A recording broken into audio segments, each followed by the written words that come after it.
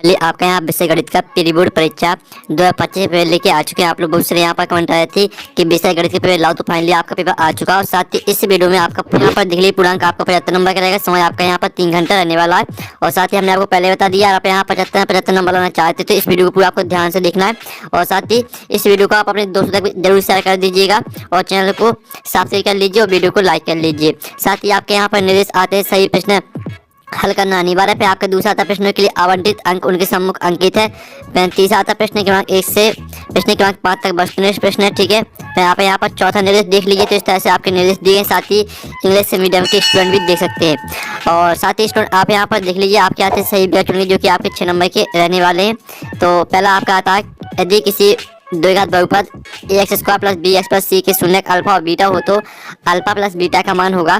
तो इसका आपका यहाँ पर ठीक है, ए ऑप्शन आता है c/a और बी आता आपका b/c और सी आता मनीष b/a और आपका डी आता मनीष a/c, ठीक है। तो जो आपका यहाँ पर दिया है, यदि किसी द्विघात बहुपद ax² + bx + c के शून्यक अल्फा और बीटा हो तो अल्फा + बीटा का मान होगा।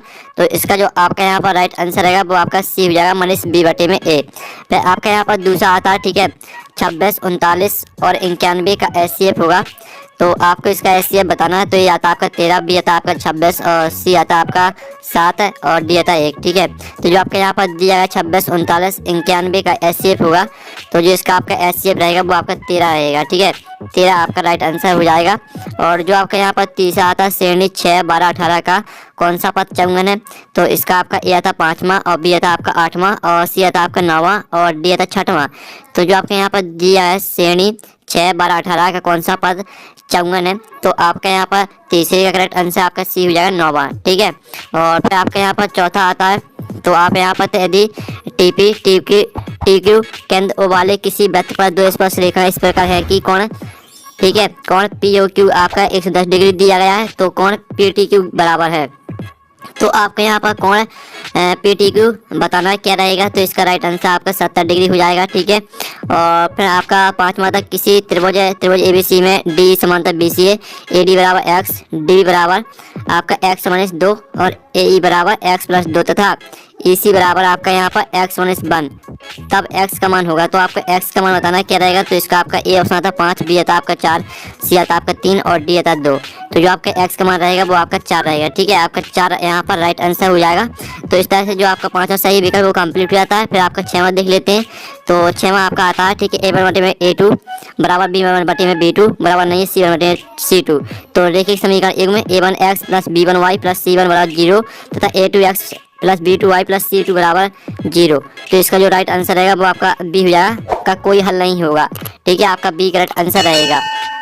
तो इस तरह से जो आपके यहाँ पर है सही विकल्प कंप्लीट हो जाते हैं। साथ ही यहाँ पे इंग्लिश मीडियम के स्टूडेंट भी देख लीजिए। पहले का आपका करेक्ट आंसर सी रहेगा और दूसरे का आपका करेक्ट आंसर ए रहने वाला है, ठीक है। और तीसरे का आपका जो करेक्ट आंसर रहेगा वो आपका सी रहेगा, ठीक है, सी आपका राइट आंसर रहेगा।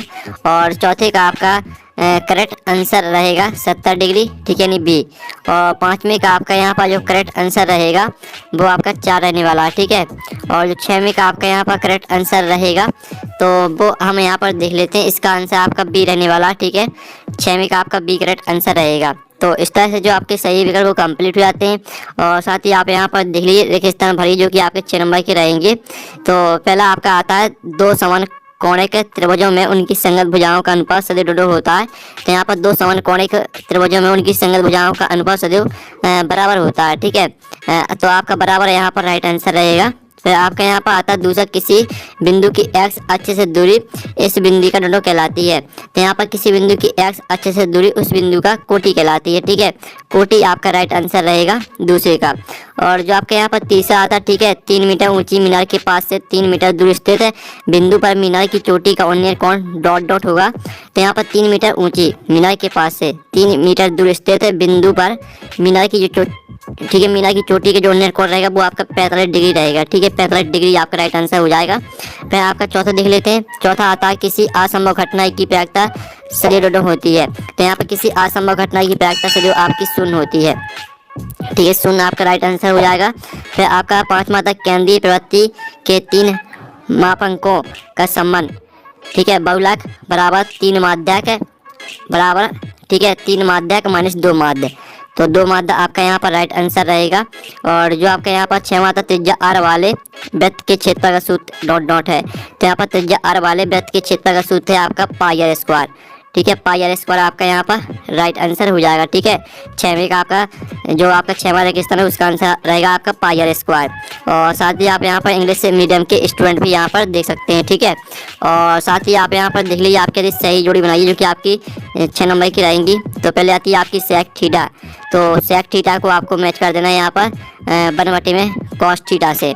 ठीक है, जो आपके यहाँ पर दूसरी आती है 1 माइनस साइन स्क्वायर थीटा, तो इसको आपको यहाँ पर कॉसेक स्क्वायर थीटा से मैच कर देना है।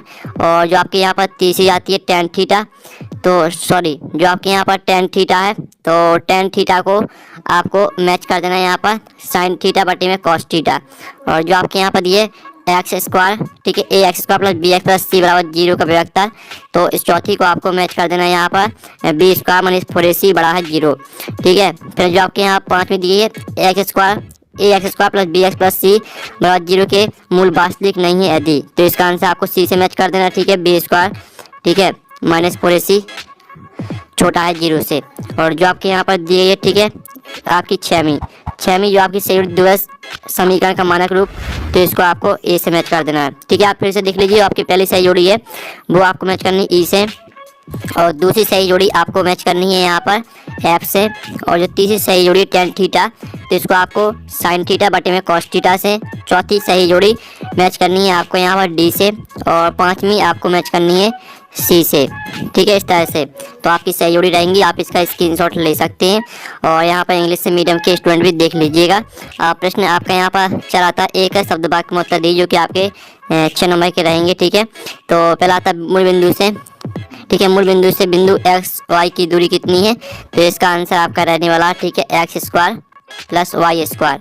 ठीक है, ये आपका यहाँ पर राइट आंसर रहेगा। फिर आपका दूसरा था उन्नयन कोण को परिभाषित कीजिए। ठीक है, तो इसका आंसर रहेगा अनंत, सॉरी जो आपके यहाँ पर दिया उन्नयन कोण को परिभाषित कीजिए, तो इसकी परिभाषा रहेगी, तो स्टूडेंट आपके यहाँ पर रहेगी आपके इसके जो आंसर रहेगा वो हम आपको बता देते हैं। उन्नयन कोण की परिभाषा हो जाएगी क्षैतिज रेखा और दृष्टि रेखा के बीच के कोण को उन्नयन कोण कहते हैं। ठीक है, आपका रहेगा यहाँ पर उन्नयन कोण की परिभाषा।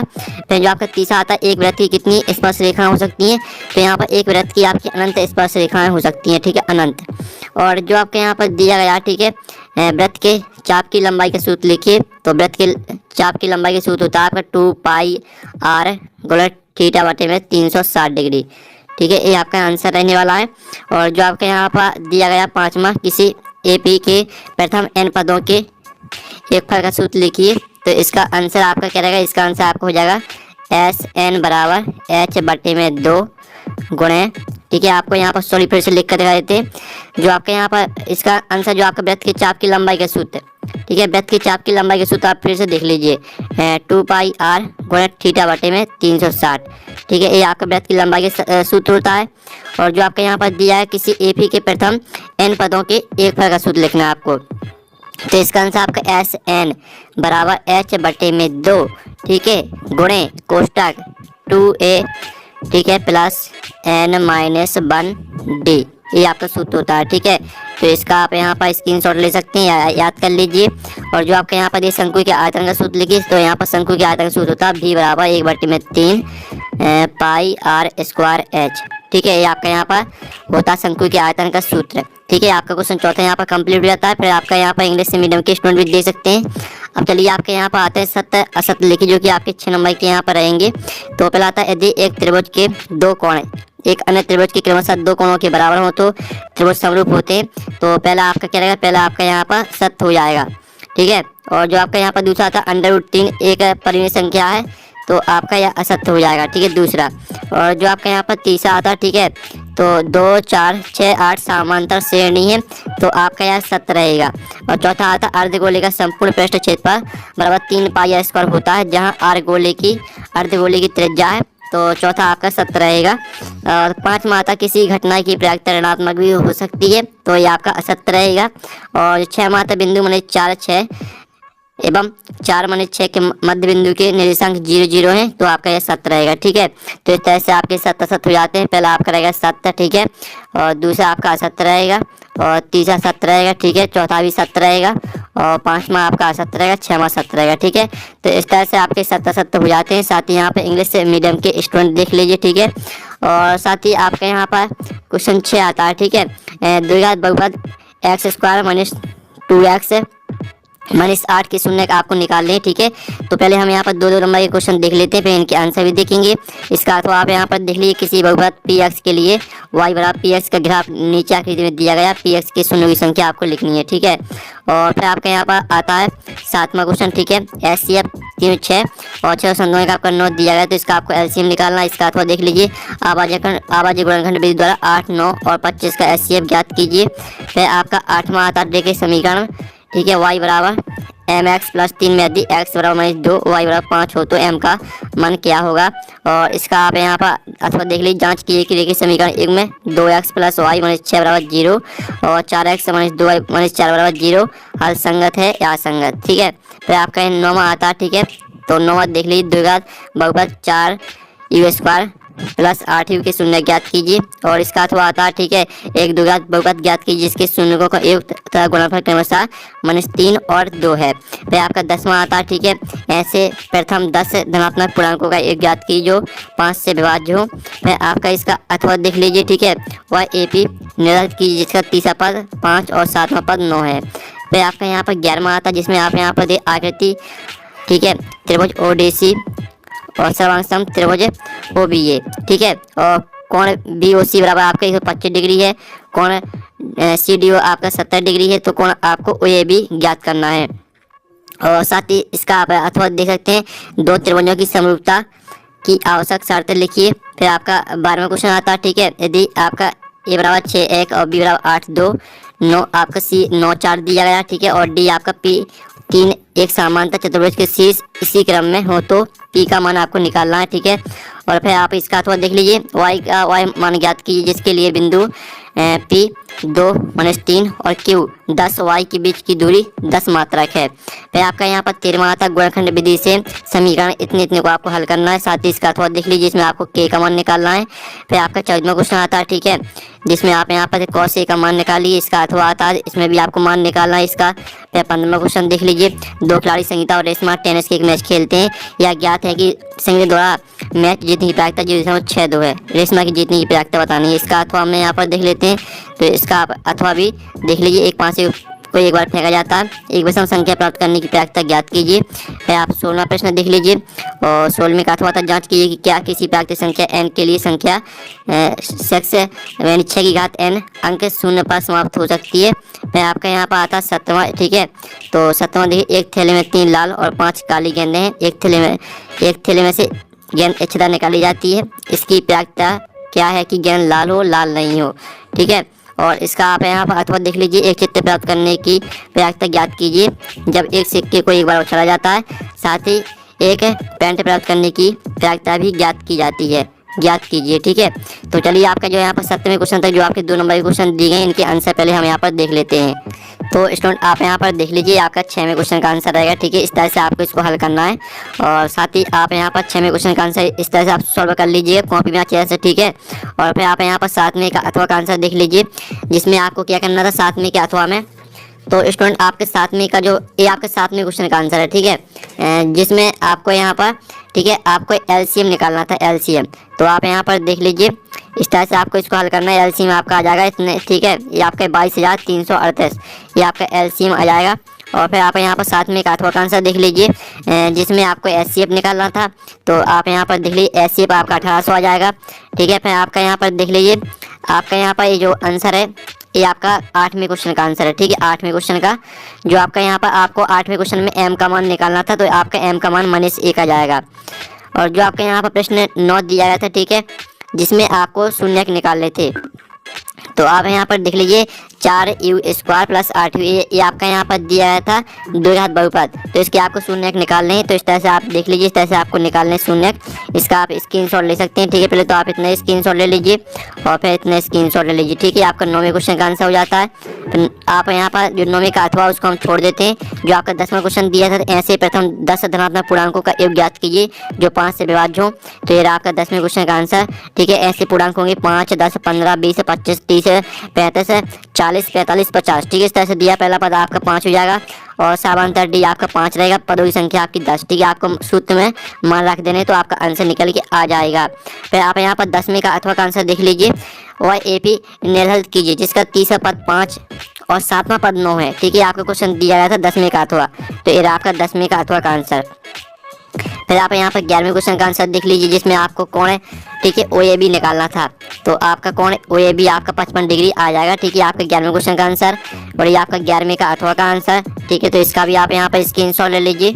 फिर आप यहाँ पर 12वें क्वेश्चन का आंसर देख सकते हैं, ठीक है। जो आपका 12वां क्वेश्चन दिया था जिसमें आपको P का मान निकालना था, तो ये आपका 12वें क्वेश्चन का आंसर, ठीक है। और साथ ही आप यहाँ पर देख लीजिए, ये आपका 12वें का अथवा का आंसर है। तो इसको भी आपको पूरा याद करना है, ठीक है। जिसमें आपको Y का मान निकालना है, तो Y का मान आपका 3 निकल के आ जाएगा, ठीक है। ये आपका 12वें का अथवा का आंसर हो जाता है। और साथ ही आप 13वें क्वेश्चन का आंसर भी यहाँ पर देख लीजिए। 13वें क्वेश्चन में आपको क्या करना था, आपको गुणनखंड विधि से, ठीक है, समीकरण को हल करना था। तो ये आपका समीकरण यहाँ पर दिया है, तो इसी को आपको हल करना था। तो इस तरह से आपके बगैर समीकरण के मूल निकल के आ जाएंगे, ठीक है। और जो आपका 13वें का अथवा का आंसर है वो देख लीजिए, इसमें आपको K का मान निकालना था, यानी, ठीक है, आपको K का मान निकालना था। तो ये आपका यहाँ पर 13वें का अथवा का आंसर।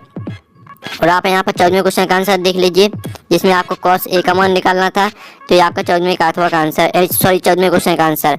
और ये आपका 14वें का अथवा का आंसर जिसमें आपको इसका मान निकालना था। तो इस तरह से आपको मान निकालना है, ठीक है। ये आपका यहाँ पर जो मान निकल के रहेगा वो आपका 1 आ जाएगा आंसर। ये आपका 14वें का अथवा का आंसर हो जाता है। फिर आप यहाँ 15वें क्वेश्चन का आंसर देख लीजिए। जो आपका 15वां क्वेश्चन दिया है, 2 खिलाड़ी संगीता और रेशमा टेनिस का एक मैच खेलते हैं। यह ज्ञात है कि संगीता द्वारा मैच जीतने की प्रायिकता जो है वो 6-2 है।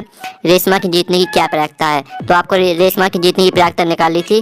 तो इसकी जो आपके यहाँ पर रेशमा की जीतने की प्रायिकता रहेगी वो आपकी 0.38 निकल के आ जाएगी। और आप यहाँ 15वें का अथवा का आंसर भी देख लीजिएगा, ठीक है। और साथ ही आप यहाँ पर 16वें क्वेश्चन का आंसर देख लीजिए। ये रहा आपका 16वें क्वेश्चन का आंसर, ठीक है, जिसमें आपको भाज्य संख्याएं क्यों है, ठीक है, आपको बताना था। और साथ ही आप यहाँ पर 16वें का अथवा का आंसर देख लीजिए। ये रहा आपका 16वें का अथवा का आंसर, ठीक है। और साथ ही आप यहाँ पर 17वें क्वेश्चन का आंसर देख लीजिएगा जिसमें आपको क्या करना था, ठीक है, लाल हो लाल नहीं हो, आपको यह बतानी थी, ठीक है। तो ये आपका 7वें क्वेश्चन का आंसर और ये आपका 7वें क्वेश्चन का आंसर यहाँ पर हो जाता है। अब चलिए आपके 3 नंबर के क्वेश्चन देख लेते हैं। तो स्टूडेंट आपका 18वां क्वेश्चन आता है जो कि आपका 3 नंबर का रहेगा। सिद्ध कीजिए कि बार बिंदु से वृत्त तक खींची गई स्पर्श रेखा की लंबाई बराबर होती हैं।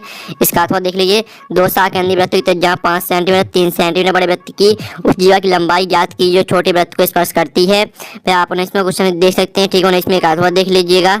और आप यहाँ पर 20वां क्वेश्चन देते हैं। एक घड़ी की मिनट की सुई जिसकी लंबाई 14 सेंटीमीटर है, एक सुई द्वारा 5-6 मिनट में रचित क्षेत्रफल ज्ञात कीजिए। इसका अथवा देख लीजिए। एक वृत्त के चतुर्थांश क्षेत्रफल ज्ञात कीजिए जिसकी परिधि 22 सेंटीमीटर है। और आप 21वां क्वेश्चन भी यहाँ पर देख सकते हैं, ठीक है।